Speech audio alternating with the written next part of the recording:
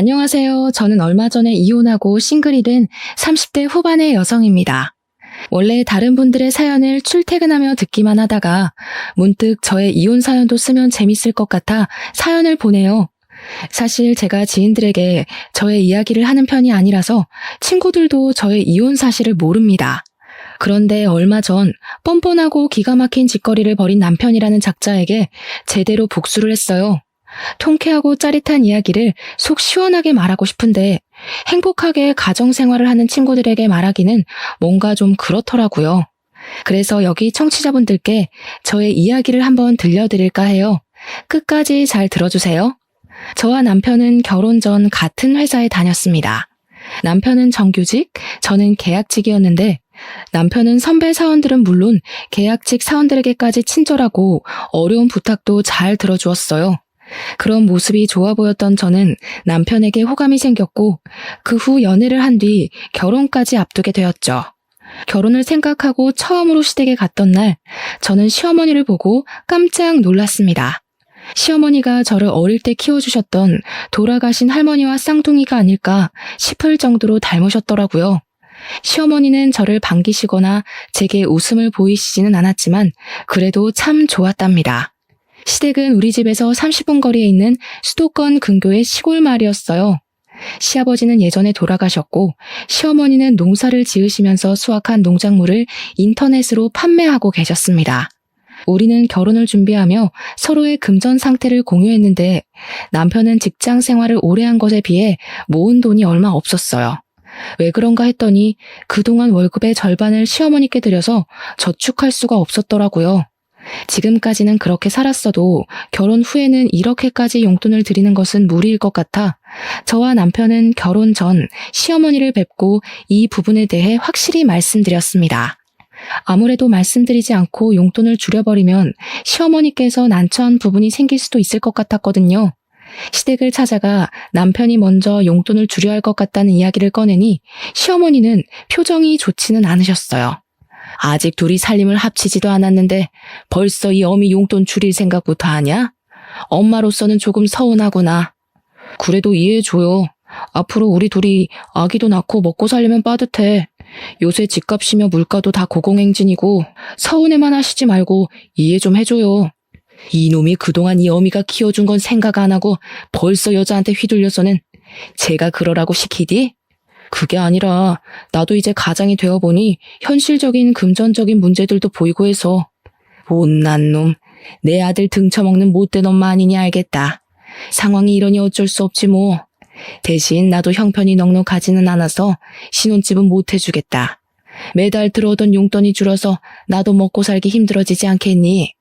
시어머니는 용돈을 줄이는 것에 대해 반기시지 않았지만 결국 우리의 뜻을 따라주셨어요. 대신 집 마련은 도와줄 수 없다고 말씀하셨죠. 이 사실을 알게 된 친정 부모님은 저희 신혼집을 마련해 주신다고 했지만 저나 남편이나 우리의 힘으로 시작을 해보고 싶어서 일단 원룸의 월세방으로 신혼집을 마련했습니다. 넉넉하지는 않지만 마음은 풍족했던 결혼 후 저와 남편은 주말마다 시어머니한테 가서 농사일과 인터넷 판매일을 도와드렸어요. 사실 주말에는 집에서 쉬고 싶기도 하고 남편과 단둘이 오붓한 시간을 보내고도 싶었지만 남편이 어머니 혼자 농사 일하기 힘들어하셔서 걱정된다고도 하고 시어머니가 돌아가신 할머니 같다는 생각에 피곤해도 좋은 마음으로 시댁에 갔습니다.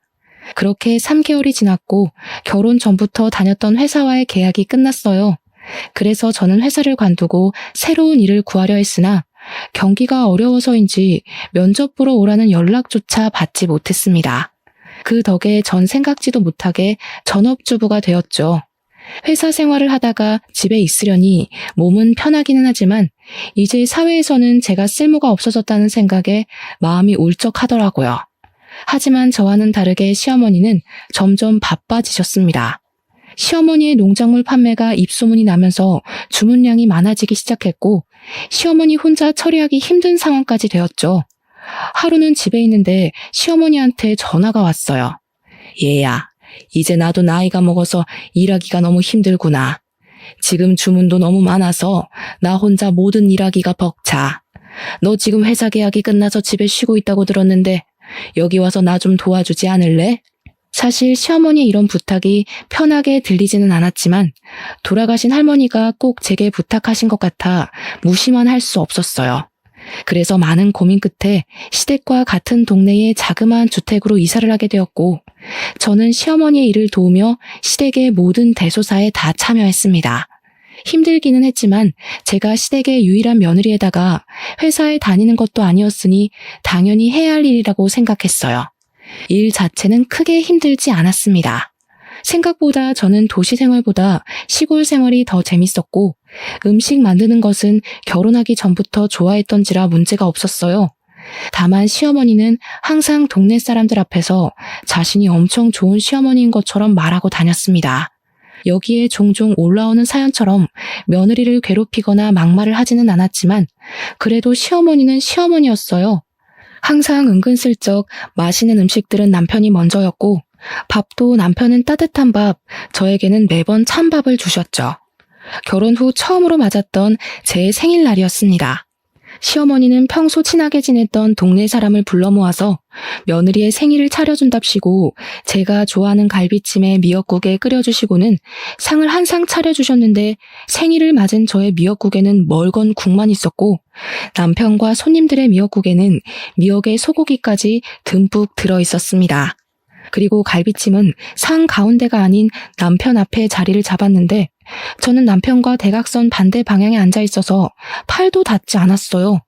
게다가 밥도 부족한 상황이 되자 시어머니는 남편과 손님들에게는 따뜻한 밥을 대접하시고 제게는 점심때 먹다 남은 찬밥을 주셨습니다.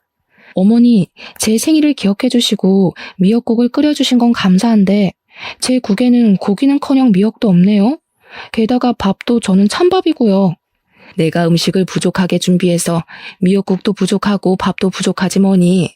그런다고 기껏 초대한 손님한테 대충 대접해 줄 순 없잖아. 그러니 그냥 네가 좀 넘어가 주지 않으련? 그래, 그냥 먹어. 그래도 우리 엄마가 자기 위해서 내 생일에는 해주지도 않던 갈비찜까지 해주셨잖아. 세상에 이런 시어머니가 어딨어? 이럴 때는 그냥 감사합니다 하고 먹는 거야.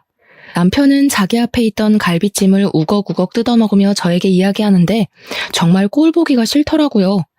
애초에 동네 분들을 초대한 시어머니가 국이며 밥을 넉넉히 준비하면 이런 난처한 상황은 없었을 거 아닌가요?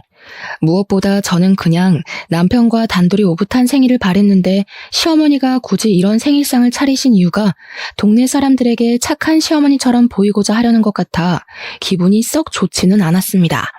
그래, 새색시가 이해해. 우리처럼 나이 먹으면 잘하던 음식도 못하게 되고 그래. 그래도 시어머니가 며느리 생일이라고 동네 사람들 불러 모아서 잔치상도 차리고 새색시 아주 복받았네. 나 때는 시어머니한테 미역국 얻어먹는 거 상상도 못했어. 생일이라고 말도 못 꺼냈다고. 아마 내 시어머니는 죽을 때까지 내 생일이 언젠지도 모르셨을 거야. 동네 할머니들이 하나같이 입을 모아 시어머니가 생일이라고 상을 차려주는 것이 어디냐고 하시는데 거기서 더는 말하기가 어려웠습니다. 저는 어쩔 수 없이 찬밥에 미역국을 말아서 먹었고 남편은 따뜻한 밥에 갈비찜을 아주 맛나게 먹었죠. 그리고 며칠 뒤 주말이라 시댁에 가서 밥을 먹었는데 또 시어머니는 또 찬밥을 주셨습니다. 그래서 이번에는 대놓고 남편의 따뜻한 밥과 제 찬밥을 바꾸었어요. 그 모습을 본 시어머니는 표정이 싸늘하게 굳었습니다. 너 지금 뭐 하는 짓이냐? 어떻게 하늘 같은 남편의 밥을 네 밥과 바꿔? 저도 집에서는 가장 따뜻한 밥 먹고 살았어요. 그런데 어제도 그러고 오늘도 그러고 계속 제게 찬밥만 주시니까 부당하다는 생각이 들어서요. 그리고 제가 이렇게 건강해 보여도 찬 음식 자주 먹으면 꼭 체하더라고요. 너는 항상 집밥을 먹지만 우리 아들은 밖에서 뭘로 만들었는지도 모르는 식당밥 먹고 다니는데 집에서라도 당연히 따뜻한 밥을 먹여야 하는 거 아니야? 어머니, 저도 집에서는 귀하게 자란 딸이에요. 막말로 제가 집에서 놀기만 하는 것도 아니고 어머니랑 같이 일하는데 저도 따뜻한 밥 먹을 권리 있다고요. 너는 결혼 전에도 다달이 우리 아들이 내게 주던 돈도 줄이더니 참 당돌하네. 옛날에는 시어미 말에 며느리들이 아무 말도 못했는데 정말 세상이 어찌 돌아갈는지. 아이고, 억울해서 못 살겠다. 에이, 밥 안 먹으련다. 시어머니는 결국 화가 나 큰 방에 들어누웠고 남편은 꼭 밥상머리 앞에서 눈치 없이 그렇게 행동해야겠냐며 저를 구박했습니다. 다음날 남편은 회사에 출근하고 저는 시어머니가 걱정돼 아침부터 시댁에 찾아갔어요. 시어머니는 여전히 머리를 싸매고 누워 계셨고 시어머니의 소식을 들은 동네 할머니들이 시모가 걱정돼서 집에 오셨습니다. 저는 집에 오신 분들에게 과일이라도 대접하려고 부엌에서 주전부리를 꺼내 시어머니가 누워 계신 큰 방 앞으로 갔어요. 형님, 며느리가 나 일 도와준다고 여기 온 건 너무 고마운데 며느리 눈치 보느라 너무 힘들어 죽겠어. 생일이라고 내가 며느리 생일상도 차려 어제는 밑반찬 몇 개 해놨으니 가지러 오라고 할 겸 같이 저녁을 먹었는데 내가 노망이 났는지 또 밥을 적게 했지 뭐야. 그래서 나는 밥 한 숟갈도 못 뜨고 며느리한테는 찬밥이라도 줬지. 그런데 그거 가지고 나한테 따박따박 대들더라니까. 말년에 아들이랑 같이 산다고 되게 부러웠는데 또 그렇지만도 않네.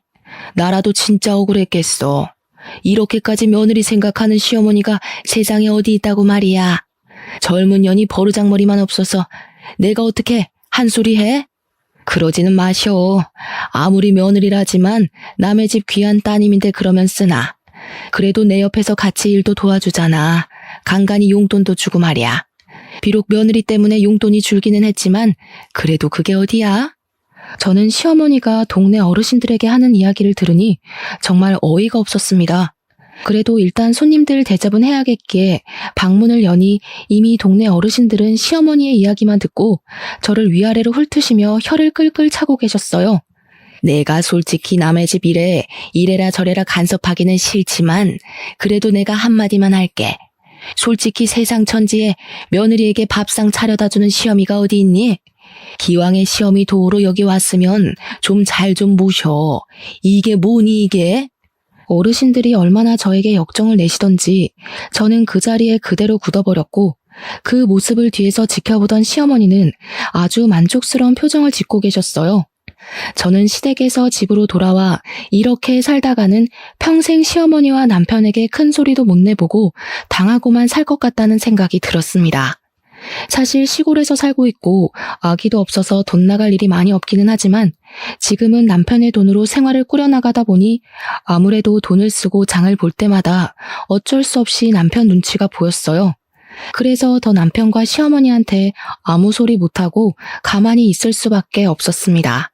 그래서 돈을 벌어야겠다는 생각에 저는 아르바이트라도 하려고 했으나 외진 동네이다 보니 마땅한 일자리가 보이지 않았어요.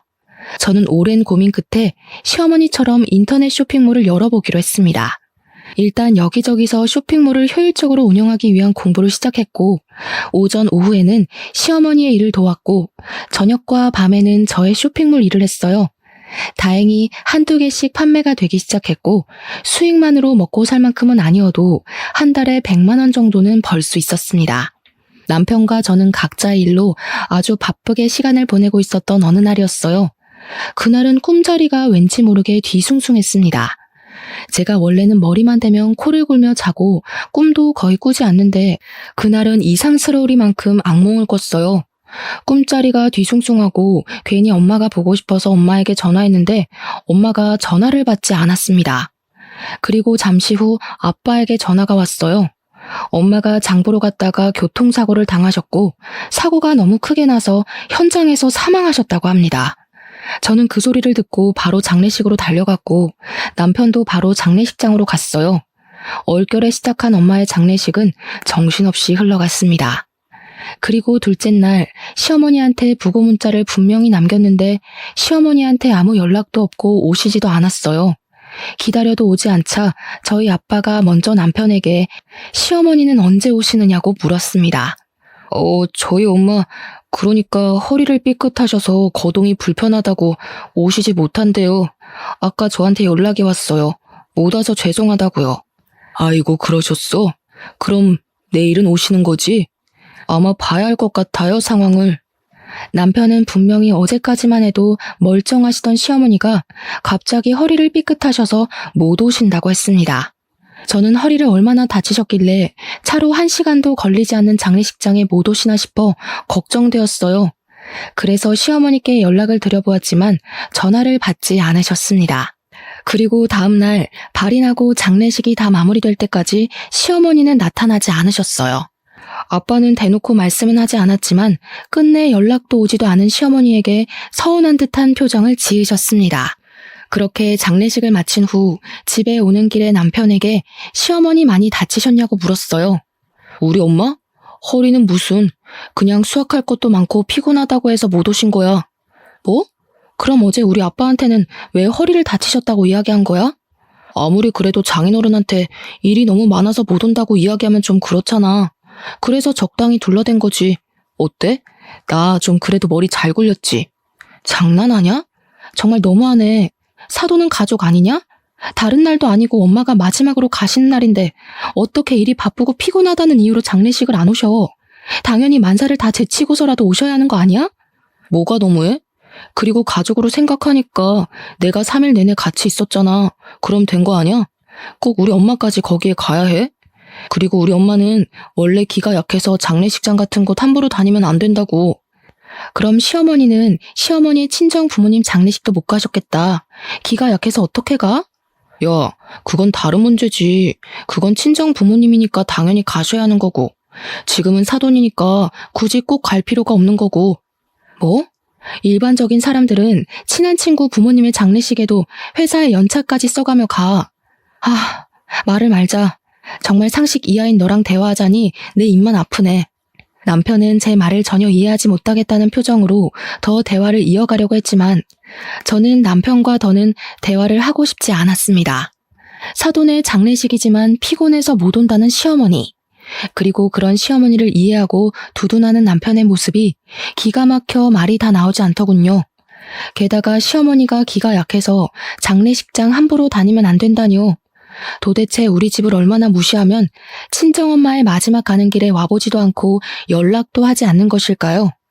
저는 남편에게 화가 잔뜩 났고 남편은 그런 저를 이해하지 못한 채 집에 도착했고 집에서도 우리는 얼음장보다도 차가운 냉전 상태로 밤을 보냈습니다. 그리고 다음 날 저는 원래 남편이 출근 후 시댁에 갔지만 그날만큼은 시댁에 가지 않았어요.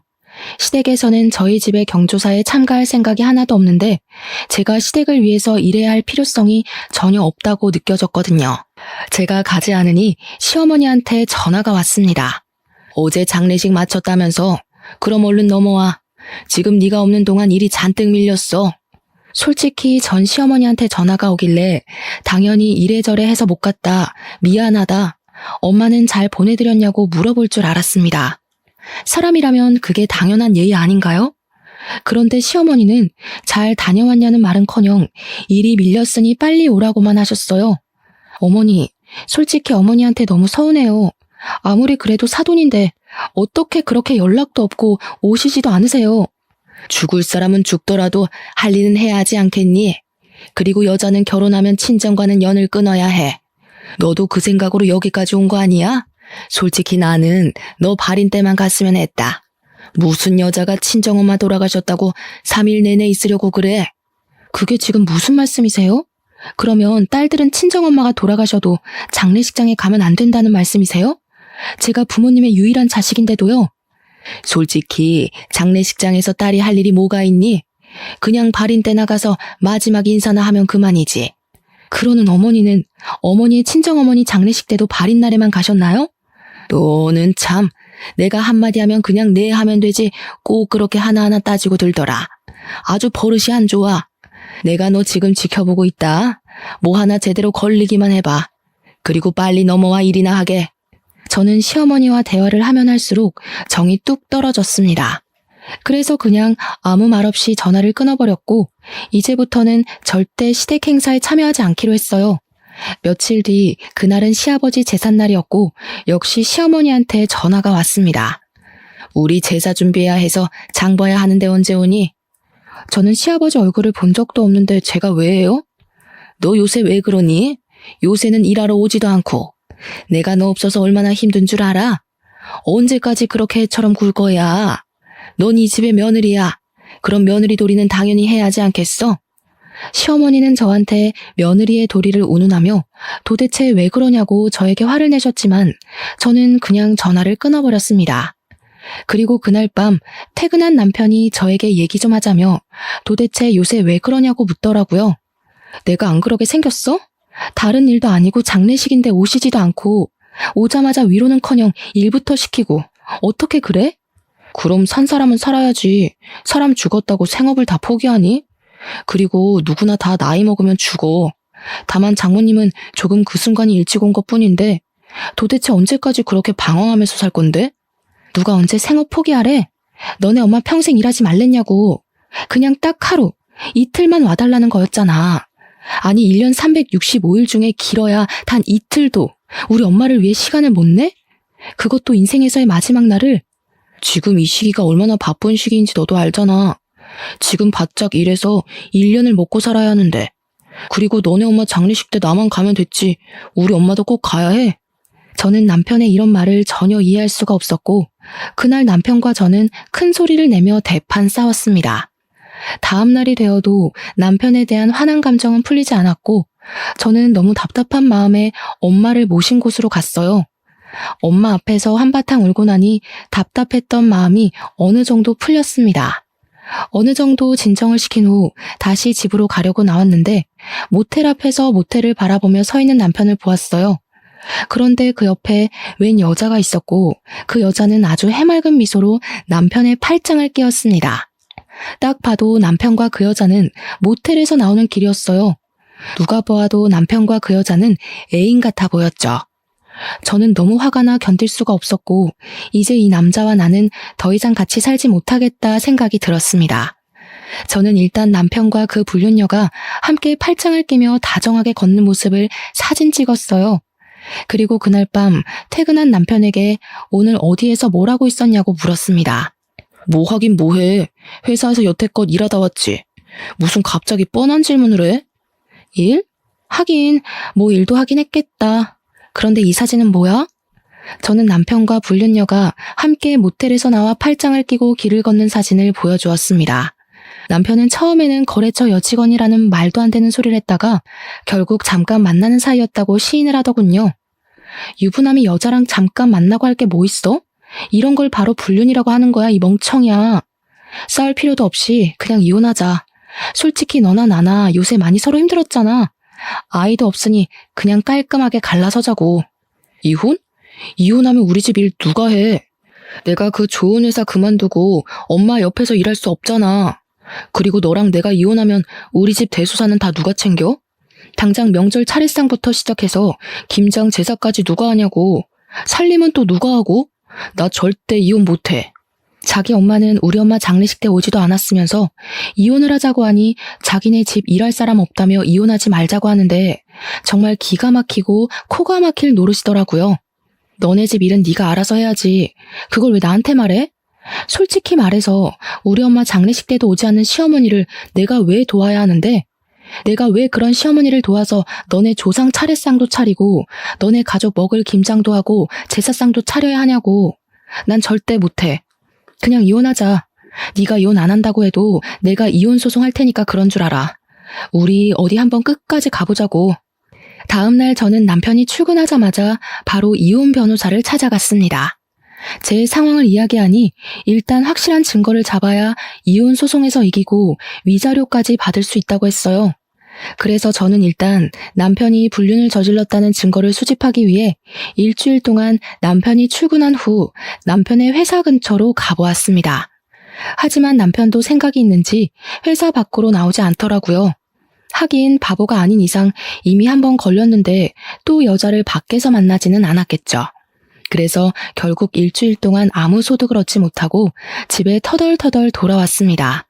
그런데 남편이 주로 사용하는 노트북이 켜져 있었고 메신저도 로그인이 되어 있더라고요. 사실 저는 한 번도 남편의 핸드폰이나 노트북을 몰래 본 적이 없었습니다. 아무리 부부이고 가족이라고 해도 그건 예의가 아니라는 생각이 들었거든요. 그런데 이렇게 된 이상 저는 증거를 수집해야만 했고 그래서 남편의 메신저를 몰래 보았습니다. 남편의 메신저에는 어떤 여자와 사랑의 대화를 나눈 증거가 한가득 있더라고요. 저는 화가 너무 나서 터질 것만 같은 심장을 부여잡고 하나하나 차근차근 읽어보았는데 정말 욕이 절로 나왔어요. 남편은 대낮부터 모텔 대시라고 퇴근 후에는 만나서 데이트까지 알차게 즐겼습니다. 저는 여기서 밭일하고 쇼핑몰 일하느라 바빴는데 남편은 다른 여자랑 주말마다 만나서 여기저기 쏘다녔다고 생각하니 정말 화가 머리 끝까지 치밀어 올랐어요. 저는 반드시 이 둘을 가만두지 않으리라 다짐하며 이를 갈았죠. 그렇게 혼자 정신 나간 여자처럼 욕을 하다가 겨우 마음을 진정시키고 메신저의 모든 내용을 이미지 파일로 저장했습니다. 그런데 노트북에는 이것 말고도 정말 이상한 것이 있었어요. 여자 화장실을 몰래 찍은 듯한 영상이 한가득 있더라고요. 이게 뭔가 싶어 자세히 보니 그 여자 화장실은 제가 결혼 전 남편과 다니던 그 화장실이었고 영상 속의 여성분들 얼굴 중에는 제가 아는 여성분들도 있었습니다. 순간 남편과 같은 회사 다닐 때 회사 여자 화장실에 변기가 막혔을 때마다 앞장서서 도왔던 일이 떠올랐어요. 사실 회사 다닐 때 이상하게 여자 화장실에 변기통이나 하수구가 종종 막혔었거든요. 그때마다 다른 사람들은 화장실 하수구나 변기통을 뚫는 것을 싫어했습니다. 그런데 남편만은 달랐어요. 여자 화장실이 또 막혔어요. 도대체 뭐가 문제이지? 제가 한번 봐볼게요. 여자 화장실 잠시 들어가도 되죠? 그럼요. 솔직히 일도 많으시고 바쁘신데도 이렇게 항상 앞장서서 도와주셔서 감사해요. 그 뒤로도 변기나 하수구가 막힐 때마다 여직원들은 남편을 찾았고 남편은 인상 한번 찌푸리지 않고 바로 뚫어주어서 다들 너무 고마워했었거든요. 저는 설마 하는 마음에 일단 회사 다닐 때 친하게 지냈던 사장님의 막내딸에게 전화해서 부끄럽지만 남편이 몰래카메라 촬영을 하는 것 같으니 확인해달라고 했습니다. 사장님의 막내딸은 아직 회사에 다니고 있었고 다른 사람들보다 쉽게 사내 CCTV도 확인할 수 있었어요. 다음날 사장님 막내딸에게 CCTV를 확인했다며 전화가 왔습니다. 언니, CCTV 확인해봤는데 충격적이에요. 왜 그런 남자랑 결혼했어요? 과장님 완전 사이코더라고요. 왜요? CCTV에서 뭐가 나왔는데요? 과장님이 그동안 여자 화장실에 들락날락하며 몰래카메라를 설치한 게 맞아요. 지금 회사 뒤집히고 난리 났어요. 사장님 막내딸 말로는 남편은 펜이나 서류 뭉치, 손수건 같은 것을 들고 실수인 척하며 여자 화장실에 들어갔어요. 남편이 나올 때는 들고 갔던 물건들이 사라졌었고 그렇게 남편이 들어갔다 나오면 어김없이 여자 화장실 변기통이나 하수구가 막혔습니다. 그럼 남편은 이를 수리해준다는 핑계로 혼자 여자 화장실에 오래 있으면서 몰래카메라를 설치하고 배터리 교체 등을 마음 놓고 할 수 있었던 것이에요. 이 모든 사실을 한 저는 남편을 가만둘 수 없었습니다. 저는 사장님 막내딸에게 CCTV 영상을 보내달라고 했고 노트북 속의 영상들을 USB로 옮겨 담았어요. 저는 이 USB를 들고 경찰서에 가서 남편이 몰래카메라를 설치했다고 고소를 했고 이어서 변호사 사무실에 찾아가 메신저의 대화 내용을 증거로 불륜으로 인한 이혼 소송까지 진행했습니다. 사장님 막내딸은 회사에 이런 사람이 있었다는 것에 크게 격분하며 바로 사장님께 보고했어요. 남편은 당연히 바로 회사에서 잘렸고 그렇게 잘리고 나오는 길에 경찰들에게 구속되었습니다. 저는 바로 구속이라는 소리를 듣고 그 모습을 보기 위해 회사 앞으로 갔어요. 남편은 저를 보고는 잠깐만 할 말이 있다며 저를 애타게 불렀습니다. 제발 우리 엄마만 모르게 해줘. 부탁할게. 우리 엄마 내가 이런 짓 했다는 거 알면 충격받으셔서 쓰러지실 거야. 대단한 효자 납셨네. 네가 한 짓거리가 잘못됐다는 건 아나 봐? 그걸 아는 새끼가 이딴 짓을 해? 지금 많이 반성하고 있어. 나도 내가 왜 그랬는지 모르겠다니까. 제발 우리 엄마한테는 아무 말 하지 말아줘. 그리고 너 아직 회사 여직원들이랑 가끔 연락하지? 그 여직원들이랑 친하게 지냈잖아. 여직원들에게 선처를 바라는 탄원서 좀 부탁할게. 우리 그래도 결혼까지 한 사이잖아. 안 그래? 그렇지. 결혼까지 한 사이이긴 하지. 그런데 말이야, 나 지금 변호사 사무실에 이혼한다고 너한테 소송 걸었어. 우리 이제부터 남남하자. 뭐? 소송? 네가 무슨 수로?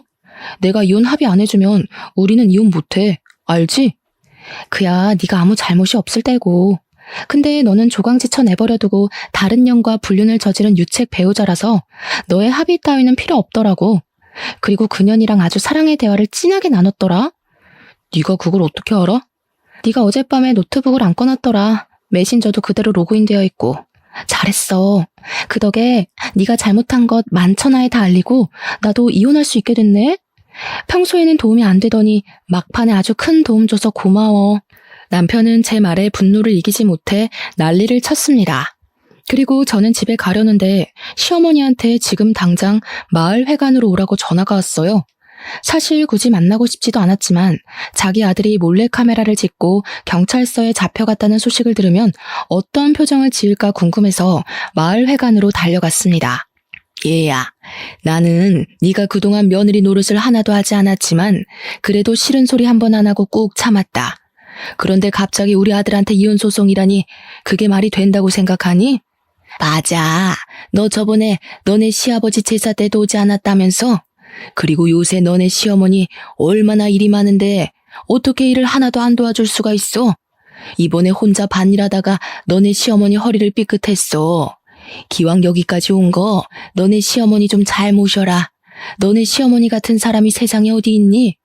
사실 그동안은 시어머니가 동네 사람들 앞에서 온갖 착한 척해도 그냥 가만히 있었습니다.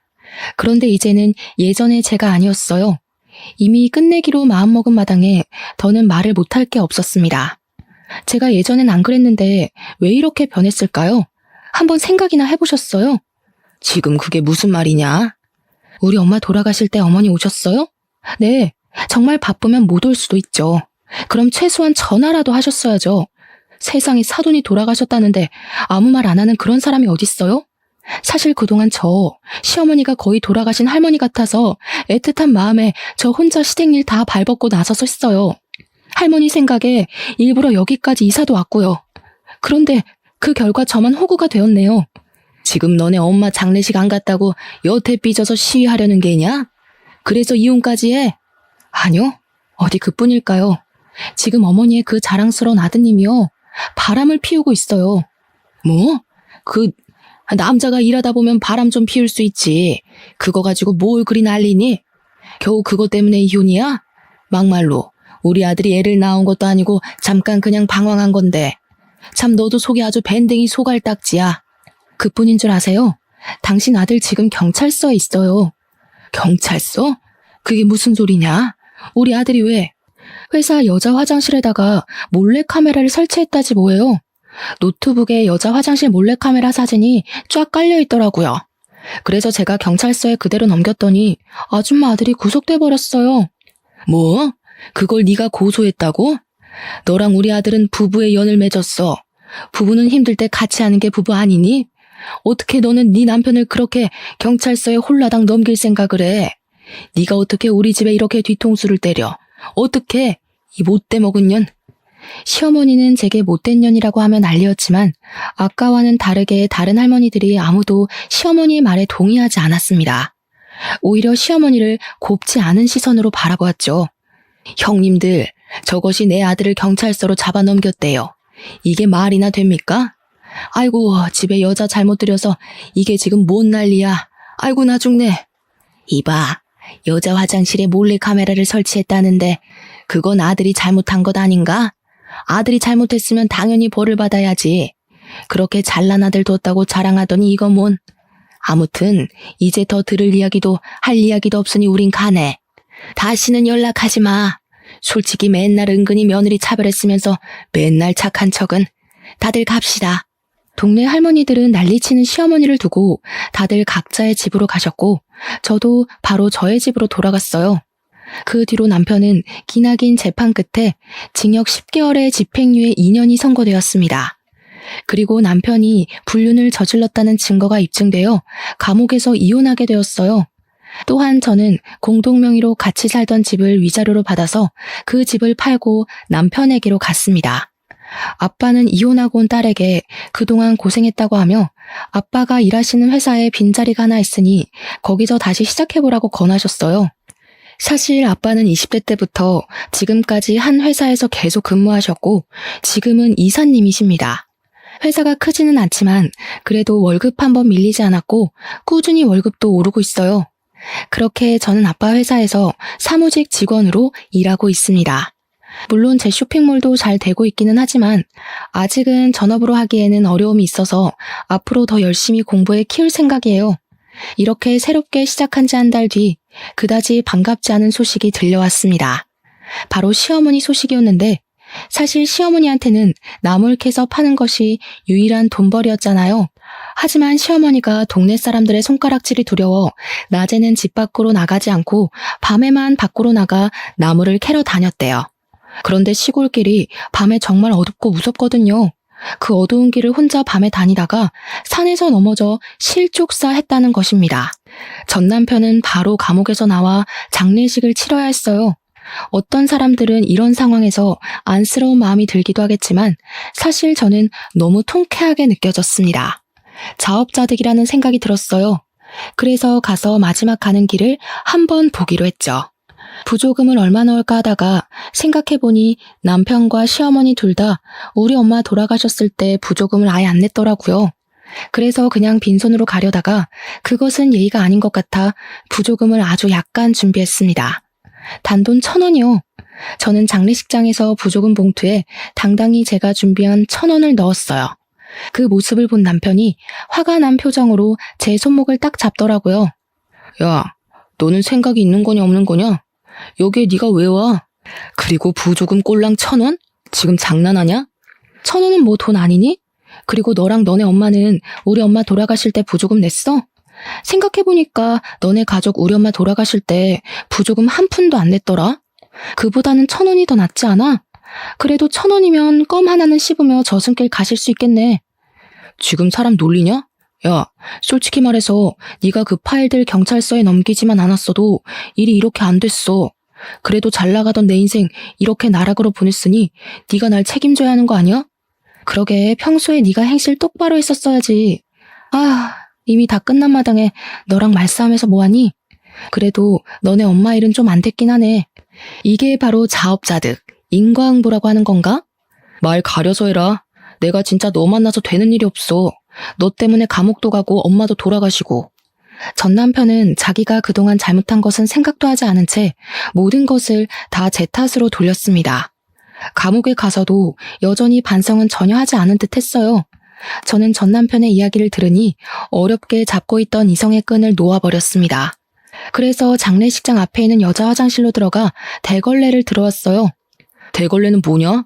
우리 엄마 마지막 가는 길 깨끗하게 가시라고 청소라도 해주려고?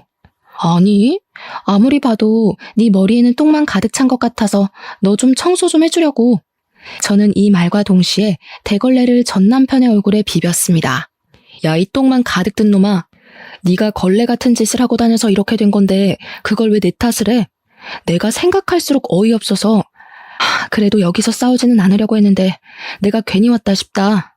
감옥 갔다가 나오면 걸레 같은 짓 그만하고 좀 똑바로 정신 좀 차리고 살아. 내가 이 대걸레로 네 얼굴 닦아줄 테니까 제발 이제 사람 좀 되라. 대걸레로 세수한 남편은 나에게 세상의 모든 욕을 다하며 난리를 쳤고 저는 그런 남편에게 대걸레 던져주고 나왔습니다. 남편이 정신 나간 놈처럼 소리 지르니 옆방 다른 유족들과 장례식장 관계자들이 다 나와 남편을 구경하더라고요. 저는 그분들에게 큰 소리로 이렇게 사과의 말씀을 전했습니다. 소란을 피워 죄송합니다. 그런데 저놈이 여자 화장실에 몰래카메라를 설치해서 감옥에 갔거든요. 제가 사람 좀 되라고 대걸레로 얼굴 한번 문질러줬습니다. 죄송합니다. 이 말을 하고 저는 장례식장을 빠져나왔고 그 뒤로는 전 남편 놈이 어떻게 되었는지는 잘 모르겠습니다. 이날 장례식장에서 나오면서 얼마나 기분이 통쾌하고 짜릿하던죠. 10년 묵은 채증이 확 내려가 하늘을 날아갈 것만 같은 기분이었답니다. 이 글을 쓰는 지금도 전 남편 놈이 대걸레로 얼굴을 문대고 화를 내는 장면이 떠올라 미소가 절로 지어지네요. 저는 이렇게 저의 친정을 무시했던 시댁에 이렇게 짜릿한 복수를 했습니다. 지금은 열심히 제 일도 하며 그 어느 때보다 바르고 보람찬 하루하루를 보내고 있어요. 저의 살아온 이야기 어떠신가요? 부디 저의 이야기를 듣는 여러분이 재미있으셨기를 바라며 이제 마무리를 지어볼까 합니다. 오늘 남은 하루 행복하게 보내세요. 감사합니다.